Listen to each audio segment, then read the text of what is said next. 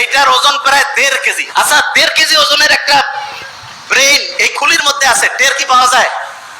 আপনি হাতের মধ্যে 1.5 কেজি নেন তো, কেমন শক্ত লাগে না, ওজন লাগে না? মাথার মধ্যে যে 1.5 কেজি ওজনের ব্রেইনটা আছে, এই যে সহজে সালাম ফিরাচ্ছি, এদিক ওদিক যাচ্ছি, সামনে পিছনে ইয়া করতেছি, ওই রকম কি 1.5 কেজি ওজন মনে হয়? আল্লাহ একটা অসাধারণ মেকানিজম করছে। সেটা কি? মাথার খুলির মধ্যে এক রকমের পানি রাখছে। পানি রাখার কারণে আমরা যখন নদীতে সাঁতার কাটি তখন আমাদের শরীরটা হালকা হয়ে যায়। এটা আর্কিমিডিস বলে একজন বিজ্ঞানী আবিষ্কার করছে। এবং আমাদের ব্রেনটা আমাদের এই খুলির মধ্যে ওইরকম সাঁতার কাটতেছে, এবং সাঁতার কাটার কারণে যে ব্রেইনের ওজন প্রায় 1,500 গ্রাম, সেটা কমে মাত্র 50 গ্রাম হয়েছে। কত গ্রাম? 50 গ্রাম। এটা কিন্তু একটা প্রশ্ন ধরবো। তাহলে 1,500 গ্রামের ব্রেন পানির মধ্যে সাঁতার কাটার কারণে কয় গ্রাম হয়েছে? Very fine. কত গ্রাম? 50 গ্রাম। তার মানে আপনি যে মাথাটা এরকম করতেছেন, কত গ্রাম করতেছেন? 50 গ্রাম। আমরা যখন মায়ের গর্ভে ছিলাম না, এই যে লাস্ট বেঞ্চ, মায়ের গর্ভে যখন ছিলাম, মায়ের গর্ভেও কিন্তু আমরা এরকম সাঁতার কাটতাম। এবং আল্লাহ এত সায়েন্টিফিক, মায়ের গর্ভে যখন আমরা ছিলাম মাকে লাথি মারতাম, গুতা মারতাম, কিন্তু মা যে কষ্ট করতো, এই জন্য মায়ের আলাদা একটা মর্যাদা আল্লাহ দিয়েছেন। এবং মুহাম্মদ সাল্লাল্লাহু আলাইহি ওয়াসাল্লাম তো আমরা এটা জানি যে সম্মান করব কার? মায়ের, তারপরে কার? মায়ের, তারপরে কার? মায়ের, তারপরে কার? বাবার। তার মানেটা কি? তার মানে যে যত বেশি পরিশ্রম করবে, যে যত বেশি কষ্ট করবে, তার মর্যাদা আল্লাহ তত বাড়ায় দিবে।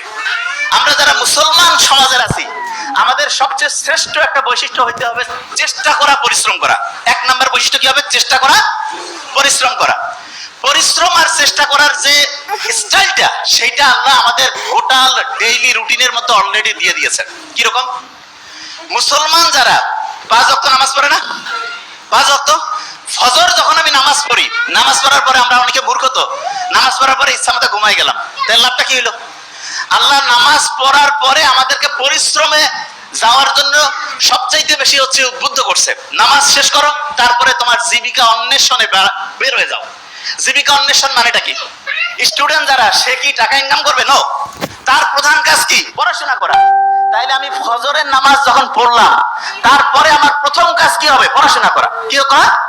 পড়াশোনা। পড়াশোনার ক্ষেত্রে সবচেয়ে ভালো বুদ্ধি যেটা, সেটা হচ্ছে আগে কোরআন পড়ে নিব। যেমন প্রফেসর মুক্তার আহমেদ স্যার বলছেন, আমি তো শুনে খুব মজা লাগলো আজকে, যে আবু হুরায়রা রাদিয়াল্লাহু তাআলা আনহুর যে খেয়াল থাকতো না, তখন মুহাম্মদ সাল্লাল্লাহু আলাইহি ওয়াসাল্লামকে এসে বললো যে আমার তো খেয়াল থাকে না। মুহাম্মদ সাল্লাল্লাহু আলাইহি ওয়াসাল্লাম কি করলেন? তার শরীর থেকে চাদরটা খুলে নিলেন, বললো যে এটা মাটিতে বেছাও। এরপর মুহাম্মদ সাল্লাল্লাহু আলাইহি ওয়াসাল্লাম একটু সেখানে দোয়া পড়ে একটা ফু দিলেন, বা ওনার হচ্ছে লালার থেকে কিছু জিনিস দিলেন। এরপরে ওই চাদরটা গুটায় বললেন শরীরে রাখো। এরপরে ওই আবু হুরায়রা কি বললো?